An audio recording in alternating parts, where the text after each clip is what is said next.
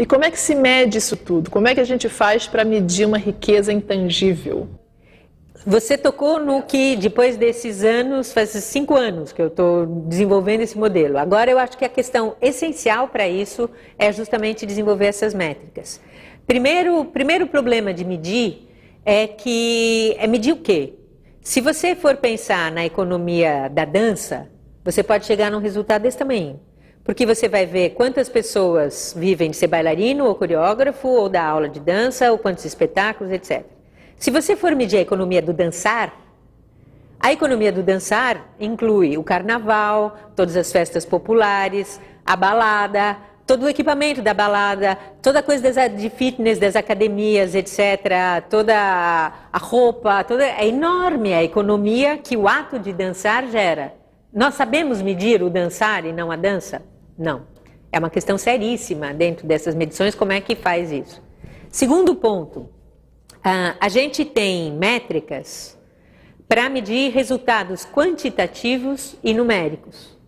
Então, a gente tenta sempre fazer tudo caber nesta medida.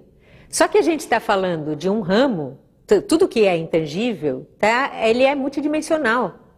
Ele acontece simultaneamente em várias dimensões, nessas 4 dimensões que a gente falou. Como você mede isso? O que a gente tem feito é como se fosse medir litros, que tem várias dimensões, com régua. Não dá. Então, por exemplo, o vigário geral.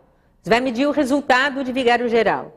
Quantas pessoas, a partir do trabalho do Afro-Reggae, viraram profissionais de música? Você tem um resultado desse tamanho. Agora, se você tivesse como medir quanto vale não se matar, quanto vale o que se economiza em termos de segurança, saúde, o que se ganha em termos de autoestima e de possibilidade de futuro, e as moedas para isso? A gente só tem moeda para o econômico. Então a gente precisa desenvolver outras moedas, outras formas de medir. Tem experiências interessantíssimas. A partir da experiência do FIB, que é a Felicidade Interna Bruta, que é do Butão, o Butão é um país budista. Há mais de 15 anos eles disseram, olha, para a gente, o resultado é as pessoas felizes, não importa quanto. Então nós vamos desenvolver um índice de felicidade interna bruta. E eles têm, há 15 anos eles têm isso. Que a moeda, no fundo, ela é cultural. A moeda vamos combinar que isto aqui tem um valor e que quando eu te dou isso, você me dá algo em troca? Lá atrás, a civilização existiu por muito tempo sem moeda. Depois, em algum momento, foi criado. E você pode ter vários tipos de moeda, como já existem, né? Tem uma experiência linda de economia criativa no Brasil, que é uma das mais bonitas que eu conheço no mundo, que é do Espaço Cubo de Cuiabá. Músicos muito jovens, que tinham um festival, Calango, que queriam que ele aumentasse, que queriam fortalecer a cena musical de Cuiabá. Como? Cuiabá, cena musical. Aí eles criaram um espaço com equipamentos, e como que eles iam poder socializar esses equipamentos? Eles criaram uma moeda, o cubo. E chama cubo, o espaço é a moeda, por causa do cubo mágico, que adota várias... E aí, como que faz? Você quer gravar um disco, então você paga em cubos. Como que eu pago meus cubos? Eu pago meu cubo indo trabalhar no Calango, no festival, ou fazendo design, ou indo trabalhar no show de então uma coisa de escambo, de troca. Assim, eles conseguiram criar uma cena super forte. Outros começaram a achar interessante, dizer, o que vocês fizeram? Nós também queremos. Para encurtar a história, fazem 7 anos. Eles estão hoje em 25 estados dos 27 do Brasil.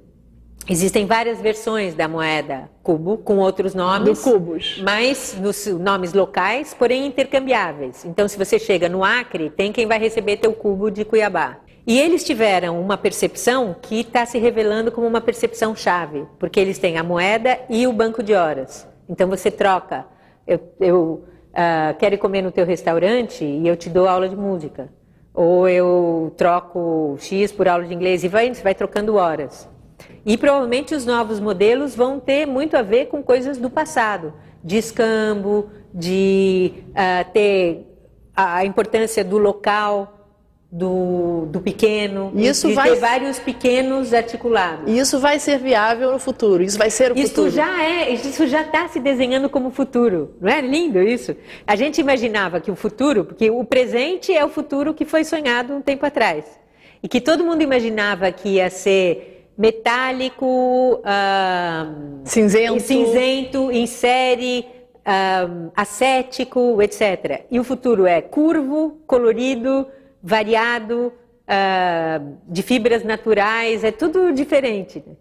E essa questão do futuro é super interessante, é a outra questão que eu considero estratégica dentro de trabalhar com a economia criativa e fazer com que a galinha de ovos de ouro não vire canja. Tem um ditado chinês que diz, se não mudarmos de direção, acabaremos onde estamos indo. Que é óbvio, mas em geral a gente está indo para lá, quando a gente gostaria de estar ali, e a gente acha que algo mágico vai acontecer. E é uma coisa também do mundo, das pessoas, das corporações, dos governos, aonde se diz, céus, onde eu estou indo é aonde a gente quer chegar ou não? Aí a gente começou a estudar como que no passado as pessoas percebiam o futuro. E é incrível, porque quando você olha as imagens, fica claríssimo que o futuro é fruto dos sonhos do passado. Se você olhar em 1920 a quantidade de imagens que tem Skype, internet, essas coisas todas, muitas, igualzinho, estavam lá. Arquitetura de aeroportos, home theater, milhares dos inventos e das coisas que hoje são centrais na vida da gente foram sonhadas. A centralidade do carro, 70% das imagens do futuro no passado, tinha o carro como elemento central, era o sonho do futuro, era o carro.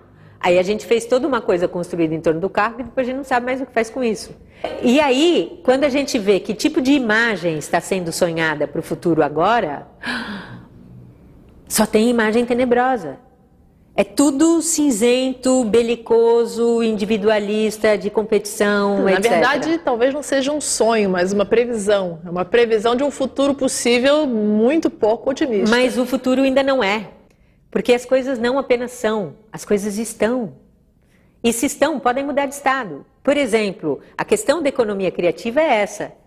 Os países do hemisfério sul são enormemente ricos em sua diversidade cultural e em seus recursos naturais, porém ainda não estão. Como podem fazer para estar? E em relação ao futuro, é a mesma coisa. O futuro ainda não está, ele ainda não é, ele pode ser de outras maneiras. Agora, a nova ciência mostra que existe uma relação, provavelmente, entre a maneira como a gente visualiza as coisas e a maneira, a gente aumenta a probabilidade, aumenta a tendência de que as coisas aconteçam assim. Quanto mais a gente achar que será tenebroso, maior a probabilidade de que seja tenebroso. Quer dizer, o exercício de pensar um bom futuro, um futuro viável, claro, é a maneira que a gente vai conseguir chegar lá. Claro.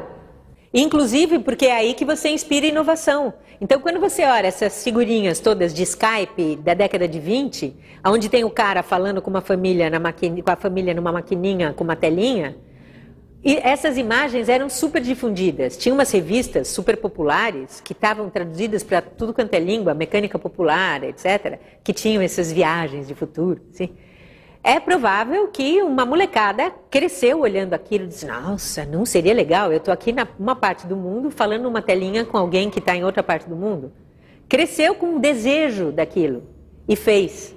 Repara o seguinte, que quando as pessoas falam de futuros ou de tendências de futuros, cenários, projeções, elas estão sempre partindo do presente. E, portanto, você segue pensando com os vícios do presente. E nada indica que tem que ser assim. Porque o futuro ainda não está, ele pode estar de muitas maneiras. E por isso é importante se descolar do presente e ver que futuro a gente deseja. Porque também é lindo, porque quando você junta um grupo de pessoas e começa a perguntar que futuro elas desejam, você percebe que existe harmonia, porque todos queremos a mesma coisa. A questão é ver como como vamos conseguir. Então, hoje a gente acredita que a chave está em criar mecanismos, que é isso que a gente faz com o movimento Crie Futuros, esse movimento internacional, com as plataformas, a rede, as ferramentas, a metodologia, para poder criar futuros desejáveis. Porque se a gente tiver esta oferta, ou se dedicar ao exercício de criar futuros desejáveis, a gente vai inseminar esses futuros. Realmente sementes de futuros mais de acordo com aquilo que a gente deseja. E que são possíveis, porque o futuro ainda não é. ele pode estar de muitas maneiras, a depender das escolhas que a gente vai fazer agora. Bom, Lala, eu vou então terminar a entrevista aqui para a gente ficar com esse futuro desejável na cabeça, exercitando essa coisa de pensar num futuro melhor. Muito obrigada pela sua entrevista. Eu que agradeço. E o Sala de Notícias fica por aqui. Até a próxima.